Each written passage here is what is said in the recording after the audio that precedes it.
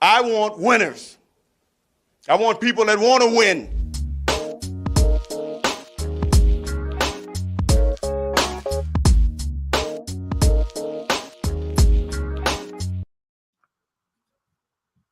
All right, Rod, we are back. I got my bone broth and my 49ers mug. I am ready to go. Right. This show is going to be a much more positive show. Not that we're negative on this team. We're realistic on this team, but lots of 49er fans smiling after they beat the Rams again in regular season. That's 8 times in a row for Kyle Shanahan. What is going on here? And the first question that I have for you, why are the Rams the antidote for the 49ers? I don't know. It doesn't really make a whole lot of sense because I don't know. They would seem to match up pretty well, and obviously McVay knows Kyle really well. They know each other really well, so you would think that any coaching situation would be a wash. And they've got Donald, the interior of our line is supposed to be a weakness. So you would think that they would match up well, but boy, you are right. They are usually what the doctor ordered when things aren't going well. They cannot run the football, and I think that is even Rams fans, right? Like you talk to Rams fans, they're like, we can't run the football, so that, we don't have a great offensive line, so we're struggling. Like, I don't think Rams fans went into this game thinking that things were going to be fantastic for them. They know that the Niners have their number, and I just, even going in, they're just thinking like, man, like we need to do a lot of things right to beat this team. And so just kind of pulling back a little bit and looking more at the bigger picture for both teams. This is a baseball analogy, but being a San Francisco Giants fan, Mike Krukow, who was one of their great pitchers in the 80s, and now he's been a broadcaster for probably like close to 30 years now for them. He always says that ownage is ownage. Sometimes a hitter owns a pitcher, sometimes a pitcher owns a hitter. And in this scenario, outside of last year's NFC Championship game, which I think most 49er fans probably feel that they should have won, for whatever reason, the 49ers own the Rams right now.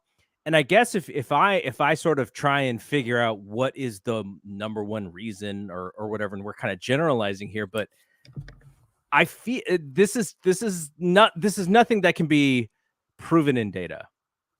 I feel like Kyle really wants to show that he is the guy in the division. He is the coach in the division who everybody sort of copies from and all of his schemes and stuff. And for whatever reason, they just look so much more prepared offensively against the Rams than they do generally. Now, again, I don't have data to back that up, but the way they attack the Rams, it's almost like it's personal for Kyle. And I kind of wonder, how much of that is, if there's any truth to it, because he would probably say that there's no truth to it. But I just feel like he gets like really fired up to coach against McVay. Well, like you say, there's no way to prove that, but I always kind of get the feeling that it's sort of like a college thing, like like Michigan gets up for Michigan State or Ohio State, and you can tell with the players they just don't like each other.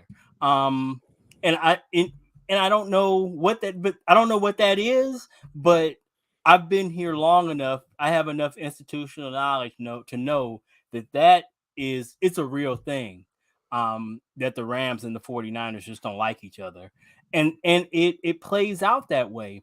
I credit to McVay. He came out with a really good game plan. That quick game and screen game really worked in slowing down the pass rush, and the ability to diagnose and attempt to get to get to them, off that play action really, in my opinion, changed the second half. Yeah. They, when they started being 100%. able, if you heat up Stafford, it changes everything. Just like if he's able to just stand out back there and pick us apart like he did in the first half, like I had posted somewhere, if we're not heating him up, it's going to be a long day, and we were able to get pass rush in the second half, and that's the result. I mean, it sounds simple.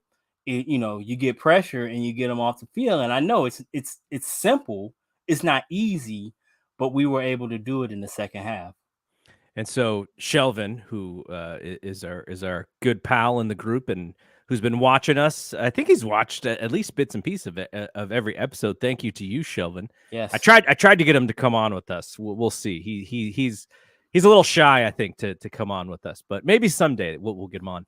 But come Shelvin, on in, the water's fine. Shelvin, all he commented was Kyle, and it's kind of my bigger picture about this game is I think a lot of fans, you could sense there was a little bit of a frustration during that first half, and I think based off of how they came out in the second half, the adjustments that they made, and you can say a lot of good things about Kyle, but I think most people believe his first half is usually better than his second half. Like, some coaches adjust to the 49ers before the 49ers adjust to them. Kyle, he pitched a shutout in this second half. They outscored the Rams 31-0 in this second half. So I think it is time, and I wish I could do the Birdman squeak here. It's time to put some respect on Kyle's name for this game because we've been down on him, not necessarily you. I think you're pretty level about Kyle, but a lot of fans have been down on Kyle for these last 2 weeks, and he came back with a vengeance this week in the second half. I just have never really seen, I'm no expert and we never pretend to be, but I've been around a lot of football teams, especially at lower levels, and I've seen what bad play calling is. And in my opinion, and you don't really see that at the pro level, but at the lower levels, the telltale sign of bad play calling is when the play is executed the way it's supposed to be executed and it still doesn't work. What I usually see with his calls is that there's a breakdown in 2 or 3 places and therefore it doesn't work. So, I mean, I don't know if I don't know how you can assign. I fundamentally believe that at the pro level, it's the Jims and Joes, not the X's and O's. And if those dudes execute the play the way it's designed, they work. And if they get their ass kicked, they don't. So that's what I see. But apparently a lot of other people feel differently. I'm open to that. Can I counter that slightly? And this is not a debate in any way, but I think the counter is sometimes I think the way that I see it is we're very, like when we see Jimmy, we think maybe glass half full and Kyle may think, or we think glass half empty, Kyle may think glass half full. And sometimes I feel like Jimmy gets put into situations that he is just not good at. When Jimmy gets into 3rd and long with the offensive line that we have, that's kind of like a uh-oh down, right? Like there was a moment in the game, or it's in the first half, he pumps and I immediately went, uh-oh, because when he pumps, that means he's scurrying, he's anxious, he's gonna need to be urgent in a moment. And thankfully, I think it was Jalen Ramsey dropped an interception that was like thrown right to him. Yep. So when the Niners are playing good football, it's run the ball, 2nd and 5, 3rd and short, and they're great when they can do that. But sometimes Kyle will take some chances and put Jimmy in these awkward scenarios, and then Jimmy probably not going to make a play. And so that's where I see sometimes where, maybe he's a little bit too glass half full. But then again, if you want to win these games, you have to make these big plays. The I guess the safety valve for this entire situation is who they just traded for, because Christian McCaffrey was Jimmy's check down on just about every play. And it's one thing to check down to a Jeff Wilson Jr., or even last year they tried to make Hasty, that back. But it's a whole different thing to check down to McCaffrey. And man, he saved their butts on a couple of those drives today with just that boost, with just a cut, turning nothing into something. Like, it was amazing watching some of that today. He is a playmaker. Two things I want to just kind of circle back to what you said. And that's why I really, really like doing this with you, Gigi, because you hit on the counter to my argument. You're the only person as I have been waiting for it. I go into these groups looking for great debate. Yeah. And you hit on it 100%.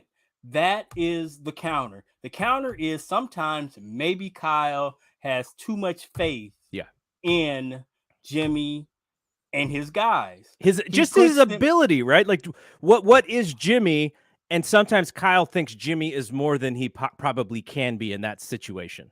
That them and also his offensive line. True. He puts them in situations where, look, you guys need to go out. I'm going to call this play, and you guys need to go out here and make me right. And sometimes maybe he's and you know what, players. I was thinking about this while I was playing golf this week. Players You're playing a lot of golf, by the way. I've been watching your Facebook. You've been getting in some Michael Jordan holes this week. A lot, yeah. But players are never gonna say, "Hey, man, we probably can't do this." They're always gonna believe, well, hell yeah, third and 4, power, left side power, let's go. And maybe sometimes, that's not the play. Just lining up.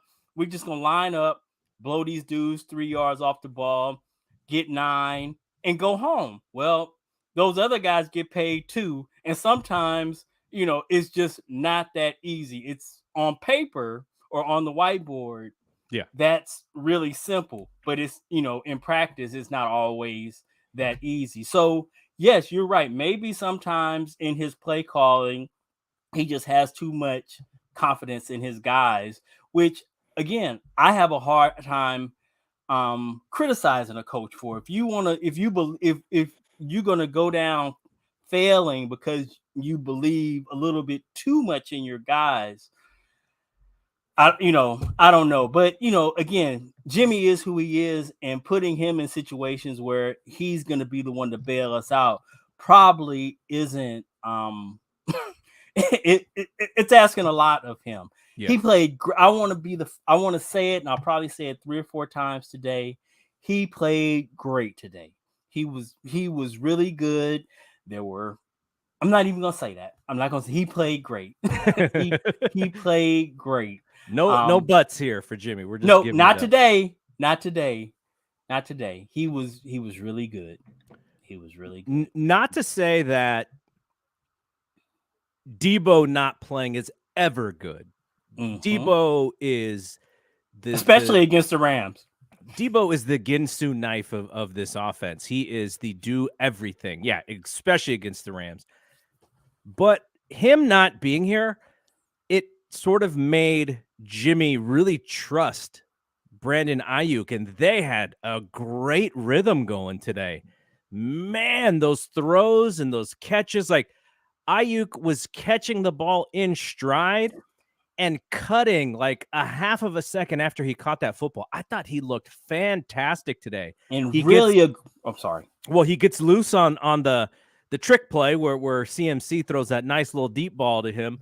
And I made a joke that, I'll repeat the joke, but then say we're not cutting down Jimmy today. I said, he threw a better deep ball than Jimmy. But then Jimmy had a nice deep ball to Dwelly as well. So he got me back for that one. But he gets loose on that play. He's just making some really nice catches. Jimmy's putting it right on his hip, and they're just going. I thought that was maybe even an underrated part of the game today was how good he and Ayuk were in rhythm. And Ayuk, like you said, just really confident catching the ball and, catching it and looking to make a play. He wasn't just, out there trying to accept. He looked like he was trying to do his Debo impression of getting the ball and, trying to make a play. With CMC is amazing. I'll say that. Full stop. Amazing.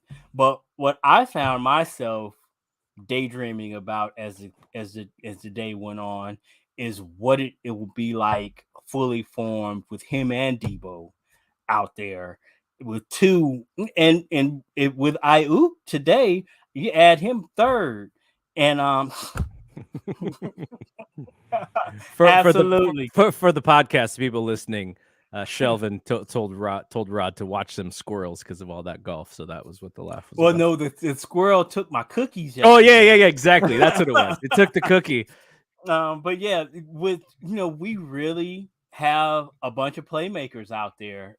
Kittle, Ayuk, Debo, CMC. It's really, we haven't had a playmaker like, no disrespect to, Eli Mitchell, but since Mostert really, like CMC really, he really has juice when he gets the ball. And every time he gets the ball, it's almost like you expect a big play. You expect something to happen. And he delivers most of the time.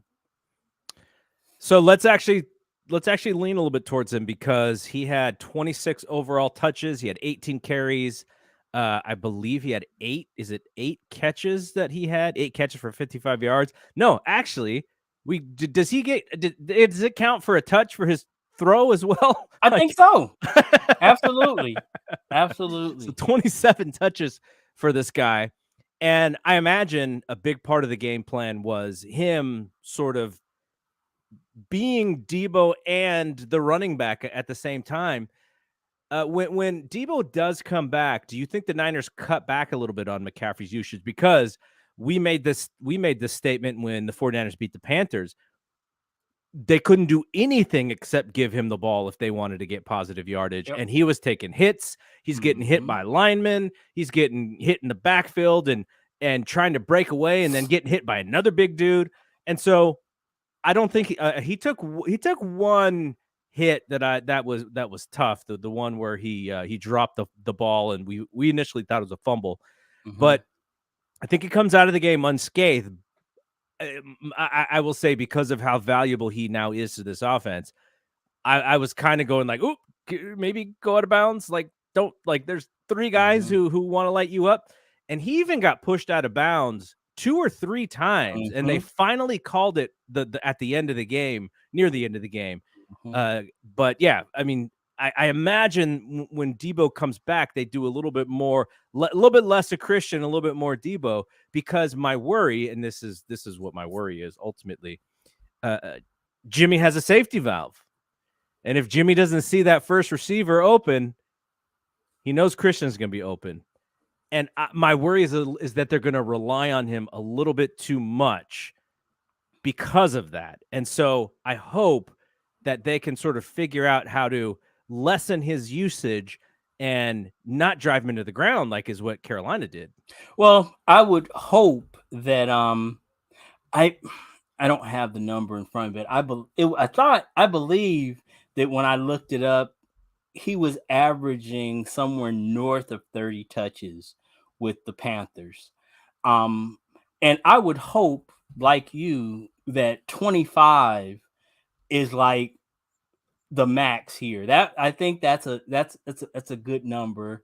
And with Debo back, I would think that between him, Debo, Mitchell will be back after the bye. Yes. Ayuk, that 25, 20 to 25 should be, a doable number. Yeah.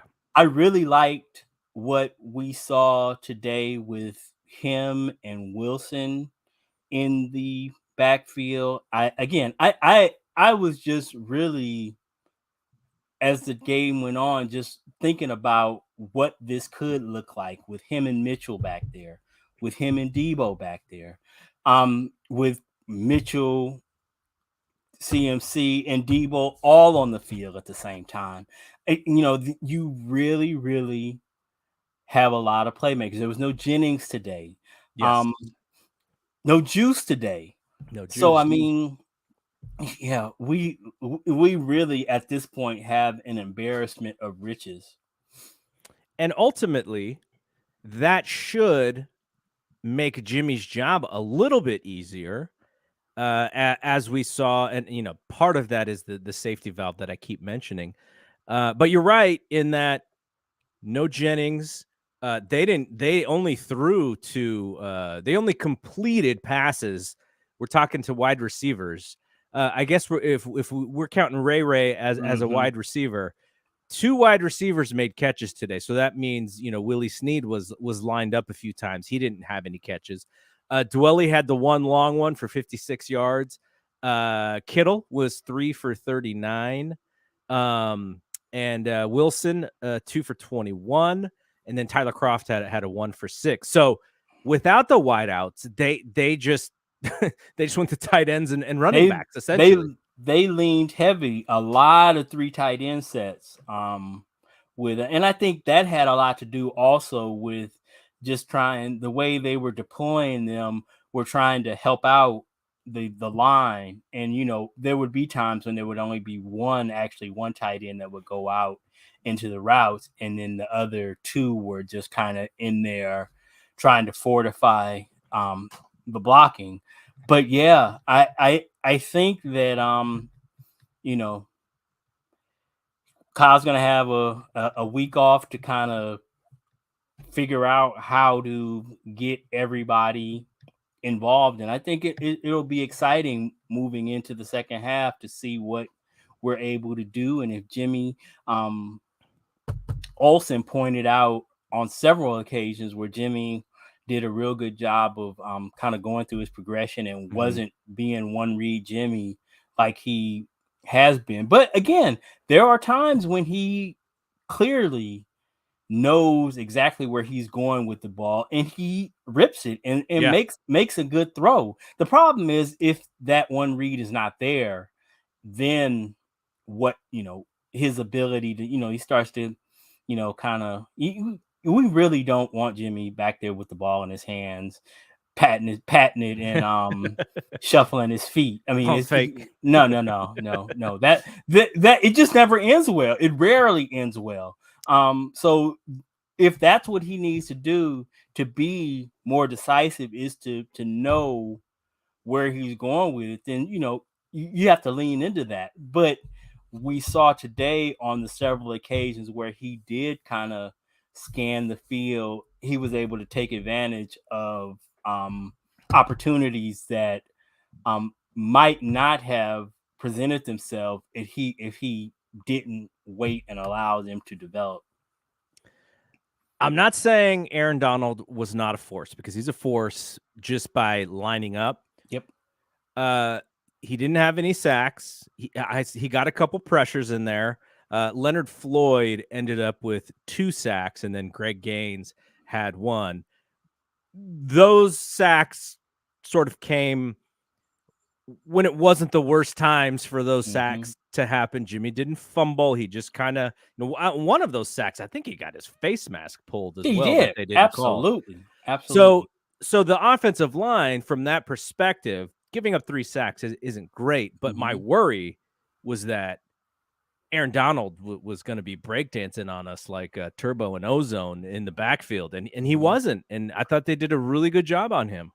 Burford had that one blow by where he just flat missed Donald. Well, didn't not even miss him. He just, he was out of position and was, I don't know what happened, but he just let the free rusher go. And then, other than that, they did a really good job. Between him and Brunskill. I think it's really interesting that they are, rotating Burford and Brunskill in there at the right guard position. That's you don't see that a lot. But Olsen said that sometimes that it's best that you get a guy in there who's only playing, that he's more effective playing 75% of the snaps rather than 100%. And maybe that's the case with Burford, because he's a rookie, and that would be the only criticism I've had of him, because when I go back and watch him, the talent is obvious. He is obviously a player, but he is up and down. He makes mistakes. And that last game against the Rams is a perfect example. I can't imagine what the example is in real life that we deal with in work, where the first time facing somebody like Aaron Donald in real life, I mean, it's got to be pretty daunting. I mean,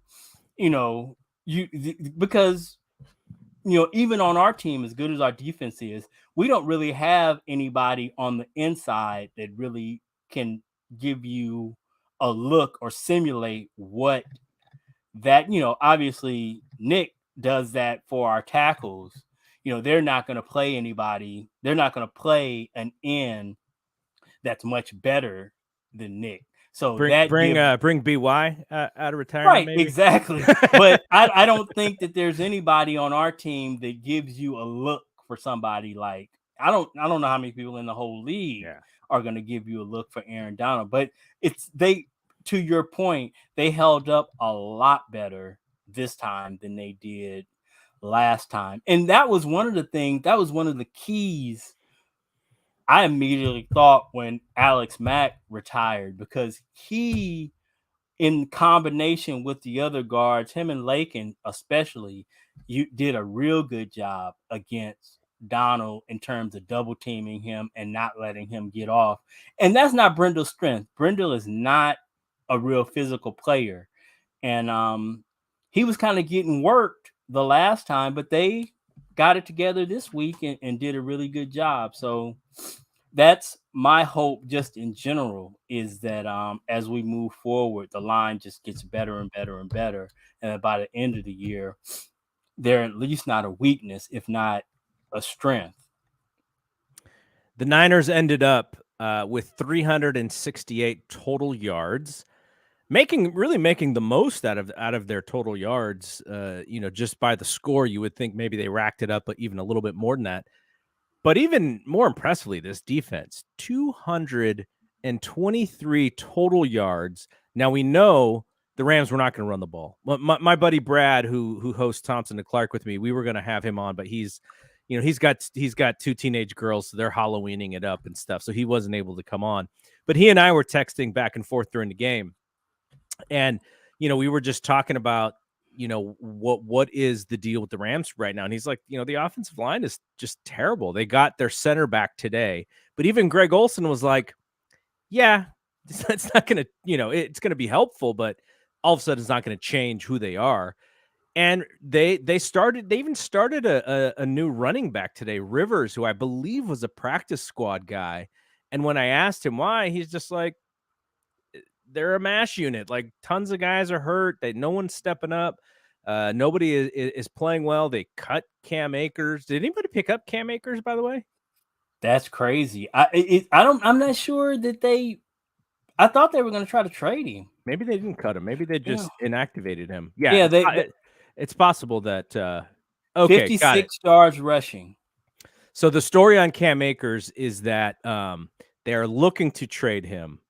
But if they cannot trade him by the Tuesday deadline, then he will come back to the team. So he was inactive. I guess there's just he's frustrated. Coaches are frustrated with him, so they just decided to agree to figure out if they can do something by the trade deadline. Take a break, which is not great. But especially coming off of that Super Bowl, you think that Cam Akers would be hungry to show out and show who he really is, but that has not worked for them at all. But anyways, Brad was just talking about how poor their offensive line was. And, so this goes to my next point, which is, what the hell happened to that screen game that was working so well? And why did they go away from it in the second half? I imagine it's something that McVay saw that the 49ers were a little bit more prepared for. But still, even mixing it up in smaller doses was going to be better than that run game that they had.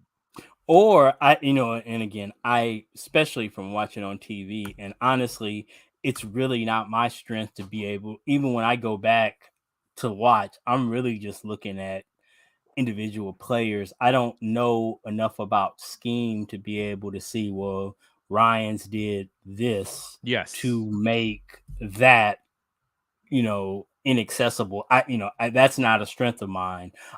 But I don't know if he just went away from it, if the defense, if they changed something that they were doing that made it not, a viable option for them. I don't know, but they definitely did a better job of cleaning that up, or whatever happened. They clearly, went away from something that was working extremely well in the first half. Yeah, they were.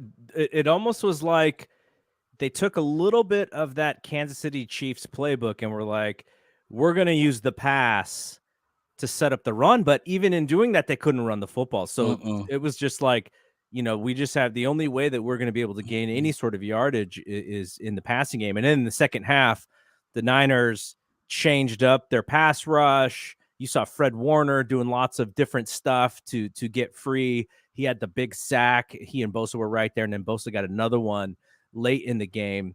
But it's not like the Niners were blowing these guys off the line either. When Stafford went back to pass, they were just shutting down the running game and just going like, okay, like, it's 3rd and long every single time. And the Rams were doing okay with that in the first half, those 2 long drives. But in the second half, they were also able to shut down the 3rd and long stuff. And, this may be the first time in a very long time that I can remember. Cooper Kupp only had 8 catches, and I say only, and that's like a great day for like a lot of guys. But 8 for 79 to me means that they had him fairly bottled up compared to what he usually produces against them. Absolutely. And in the second half, especially, I think he had one catch in the second half. And again, it really is just night and day with this team. If we can get pressure, and I mean, we weren't necessarily hitting them all the time in the second half, but we were heating them up. And it's this defense is predicated on pressure. And if we don't get it, we just look a whole lot different. And then, like you said, I think what it was is in the first half, they were having those long drives because with the screen game and the quick passing game, I don't have the stats in front of me, but there weren't a whole lot of 3rd and longs. They had a lot of 3rd and manageables, 3rd and 5, 3rd and 6, 3rd and 4. And the stat was that they were worse in the league on 3rd and 7+. And they just didn't find themselves in that circumstance in the first half. But then in the second half, they did, and they just, they were who they are. So I'm glad that I wish we had them 2 or 3 more times this season. But yeah, it's a really good feeling to get this win going into the bye, and hopefully we can come out healthy and and completely fresh going into the second half of the season. 2.7 yards per carry by the Rams all game long for their run game. The one play, so I feel like, and I think Erin Andrews mentioned it when she was they had her for a hit, and she said, talking to Fred Warner, we just need to get our swagger back. And like, to me, that's like, okay, but I want to hear what you're going to do. Like, what is the thing that you're going to do? But in turn, I mean, that's kind of what it was. And I think it started with that goal line stand where they still gave up the touchdown, but there was a penalty that they got called for. So the ball got put on the 1. They're still stopping these guys. And if Hufanga on the rollout, the Stafford touchdown run, They had one receiver go out, which was the running back. They had him covered. Cup was on the other side and ran all the way over. He was covered. Hufanga was stuck in no man's land. He was like right in the middle. And all he had to do was know that his back was covered, and he would have stopped Stafford. If they would have stopped Stafford on that play right there, I think, this game would have been over by even sooner than it was. But that was like one small error that kept the Rams in the game, gave them the lead. But I think that was really the turning point, was that goal line stand where they were pushing these guys around, and they were the more aggressive team. They were the more physical team. And you could see it. Stafford made a great play. I still think we should have stopped it, but that's where I think the game got turned for the defense, because they just seemed so dialed in to that goal line stand, and they were playing really well pretty much from that point on through the rest of the game. You are, of course, right that swagger in and of itself doesn't win football games. You got to go out there and execute. But I remember this, the several days I was down there this offseason.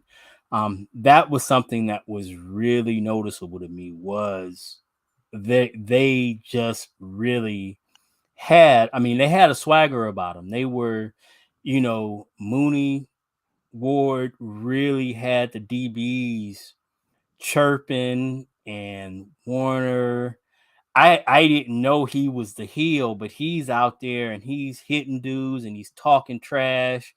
And, again, there were times out there that the offense just couldn't get anything accomplished because the defense was just so aggressive. I mean, we're in shells, so they're not supposed to be hitting, but they are thumping hard. And it was really noticeable. And the last 2 weeks, again, Atlanta, I kind of throw that game out there, down 7 starters. And I mean, it's just different. But Atlanta's in first place, by the way. I know, right? Crazy. But it's funny. The league is crazy because I watched a bit of that game, and Carolina looked like a competent outfit today. So you just never know.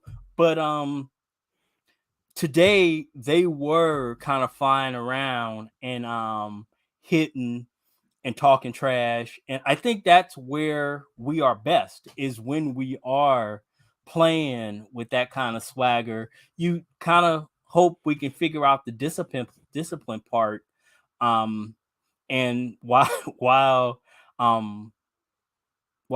Burke isn't necessarily as physical and the playmaker that Greenlaw is, Greenlaw, you have to worry about the whole discipline part of things. He can be aggressive at some time. He can be overly aggressive sometimes, but he's a great player. And obviously, you take that if the flip side is the playmaking that he brings. And so you take the good with the bad, but we have playmakers on defense that really bring it, and we need that. We need that energy. We need that aggression. So yeah, it was good to see today.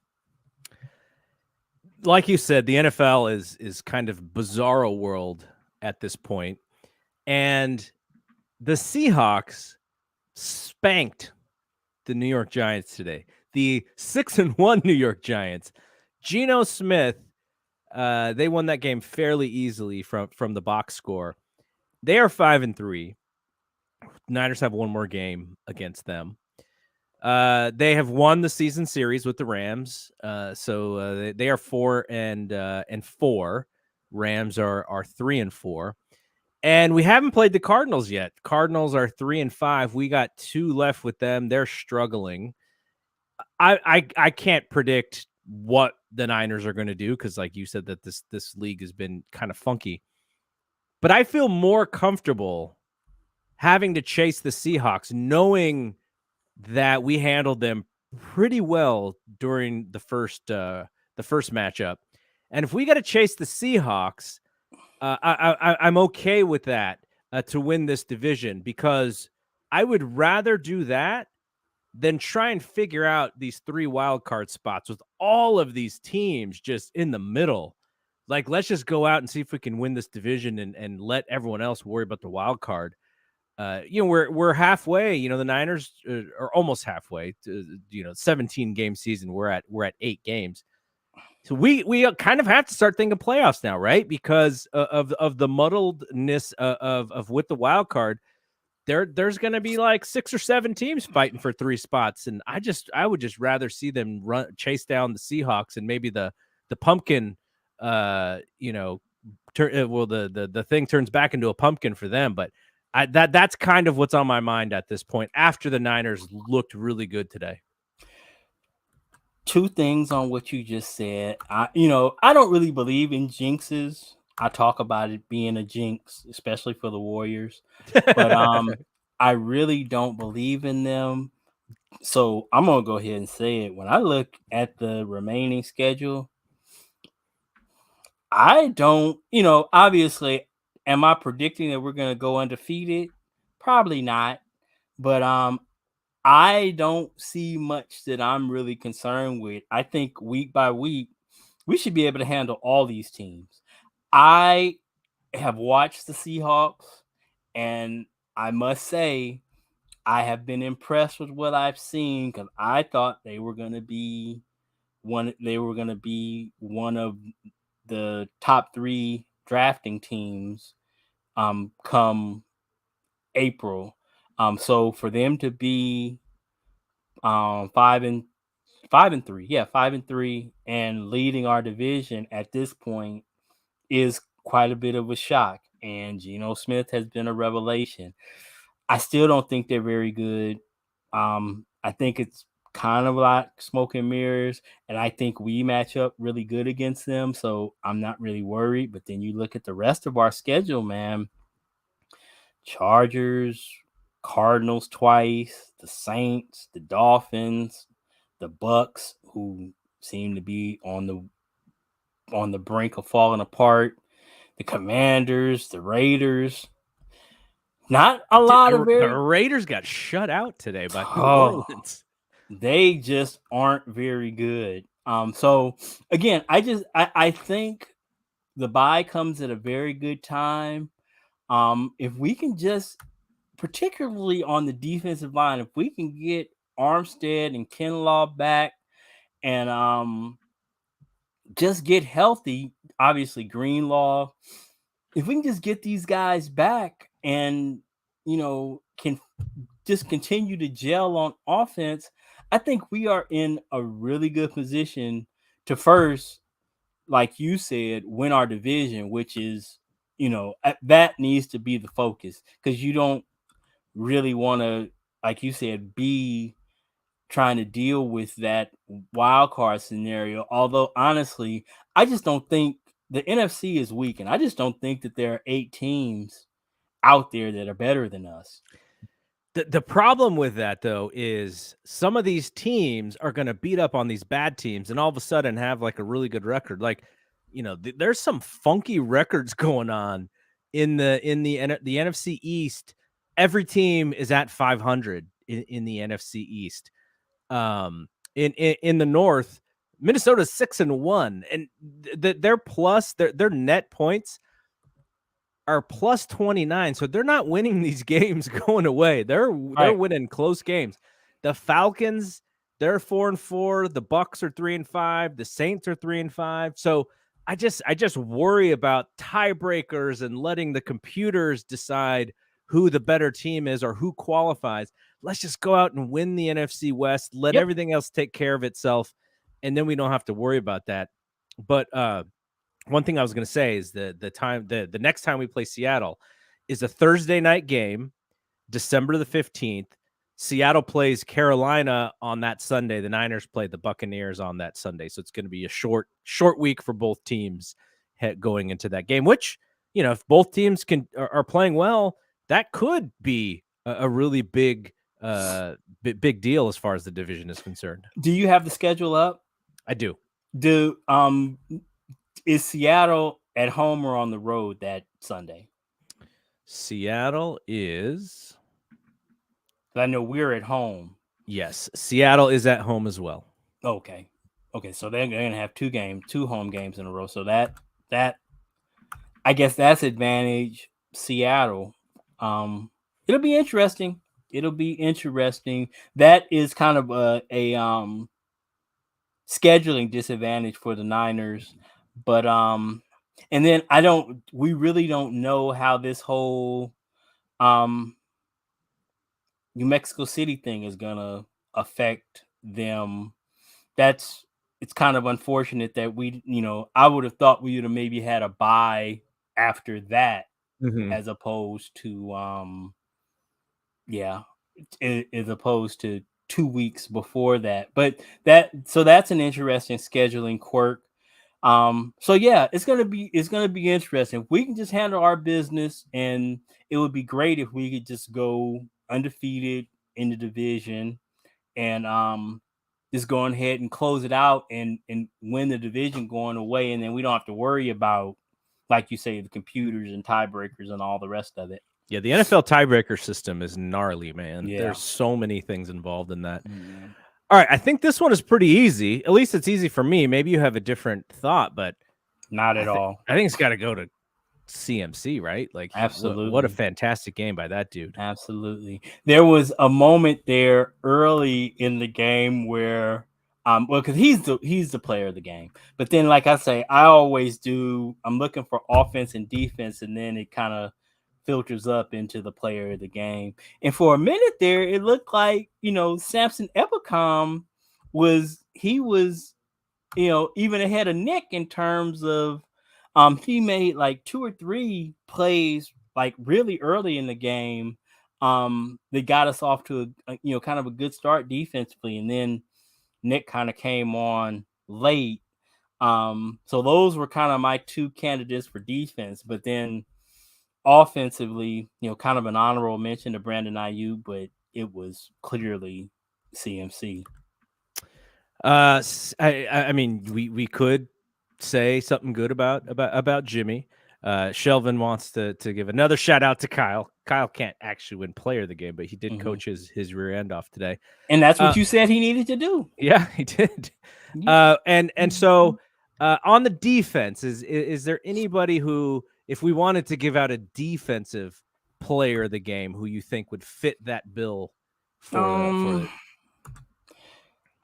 I think it's just another one of those games where it's Nick is he's our Steph in that he's the straw that stirs the drink, and when he gets going, it's it makes it easier for everybody to eat. And he heated up there in the second half and was getting pressures. And would he get 2 sacks? He got one. Fred Warner got the other, and he got right. two other QB hits. That's right. So yeah, I'm gonna go Nick. I would probably lean Fred Warner. He did have overall 12 tackles. He did have the 1 sack. He looked pretty fired up today. He looked like he wanted to be in the mix, and he knew that, as a leader in the defense and the leader of that swag. We remember hearing the stories, like you said, in the before the season even started, where he and Ayuk were going at it, right? Like they were chomping at each other. And that was the thing where he's like, no, we just want to make this dude tougher. He's going to be great. We want him to have a good season. So that is that's a big thing. And I think him really understanding how, how much of a leader he is. I think that may be a small thing coming out of today. I may be overreading that as well, but I like seeing him just being near the ball all the time today. I think that's when he's at his best. Obviously, Absolutely. I'm not reinventing or inventing any information here. Okay, so last thing for us is it's a bye week. Get healthy. The when we saw the inactive list today, man, there were some good players on that inactive list. Debo, Armstead.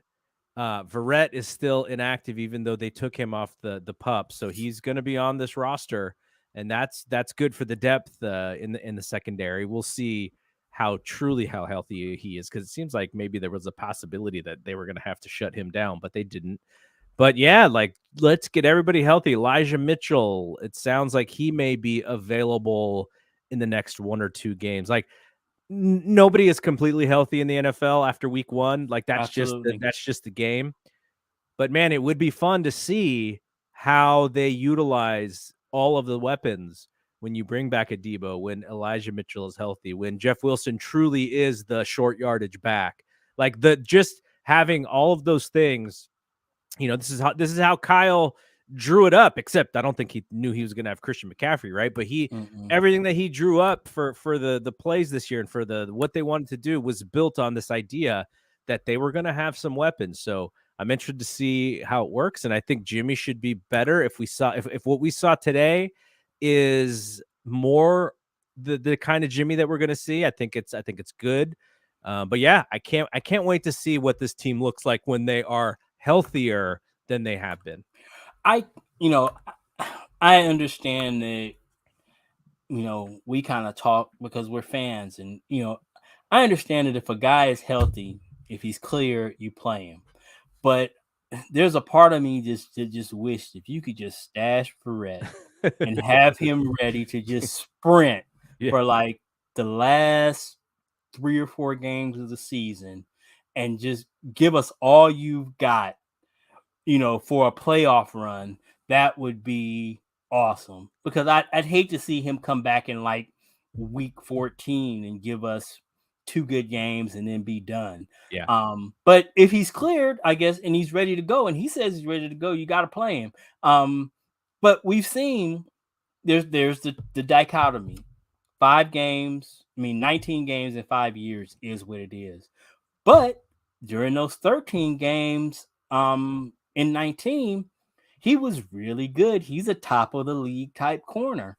So hopefully he's healthy enough to get back to that. But I mean, the thing of it is just hard to get back to that level in games in practice. So he's got to play. He's got to play himself back into that level. So we'll see. I mean, he would be a great addition. Very few teams are adding that quality of a corner mid-season. Yep. So it would be good for him. So if we get healthy, we all know we're one of the most talented teams in the league. And if we can get healthy and gel, we're going to be, a force, period. So we'll see. I'm excited.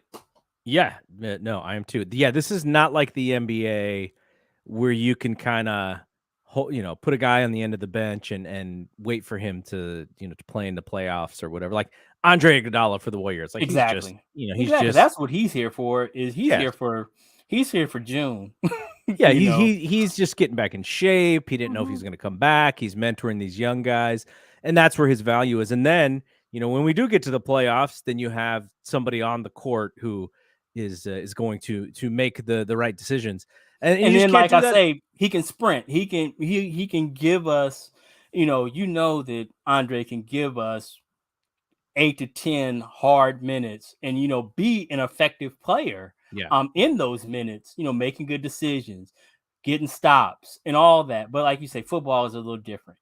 Yes. And yeah, you don't have 82 games or even 162 games in baseball. You got 17, and each of these 17 games are so valuable to your bottom line and to your playoff situation. Absolutely. So, yeah, it's today was fun. I'm glad that they played well.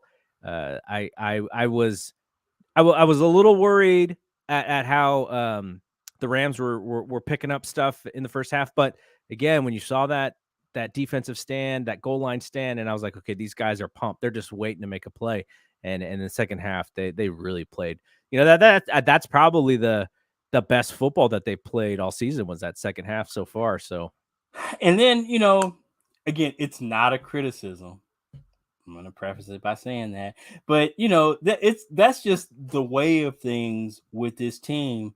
You're kind of always in the back of your head. When are the Jimmy throws gonna show up? When is the bottom gonna drop out? But it didn't happen today, and that's great. But it's I can't be the only one for whom it's never a comfortable watch. No, You're it's not. always kind of scared that things are kind of scared is a bit strong, but just a little nervous that can we sustain this?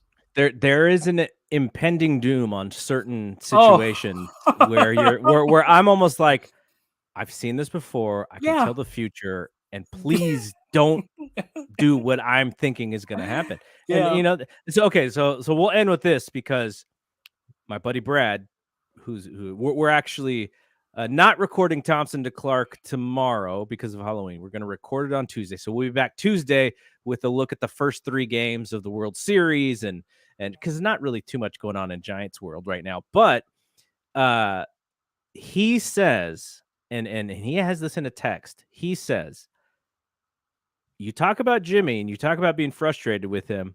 Whenever he plays us, he's Joe Montana. That's what he said to me. So Jimmy has their number. Kyle has their number. To a Los Angeles Rams fan whose team just won the Super Bowl, and he has, Brad has seen other Super Bowl wins. With the what did they used to call those Rams teams with Kurt Warner? The greatest show on turf. Greatest show on turf. Marshall Faulk, Torrey Holt, Isaac Bruce, all those guys. He's a fan of those teams, and he said Jimmy looks like Joe Montana every time that they face him. So that's high praise.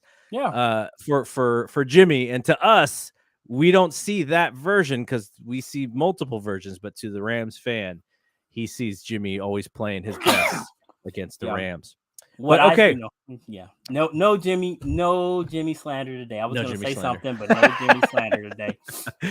Great job, Jimmy. So next week, I think there's no game, but I think we're going to try and get back on Sunday and do a little bit of a sort of first half in review and look ahead to the schedule for the second half. And maybe we'll throw. I want to answer this question, and maybe we'll throw this in the chat in our Facebook group and just ask people what their thoughts. What is your worst fear about this team, as well as what are you excited for about this team and about this second half? So that might be a good way to get some thoughts going, and we'll try and answer both of those questions, and then look at where we're going for the rest of the season. So we are good to go here. Thankfully, Niners got a really strong win.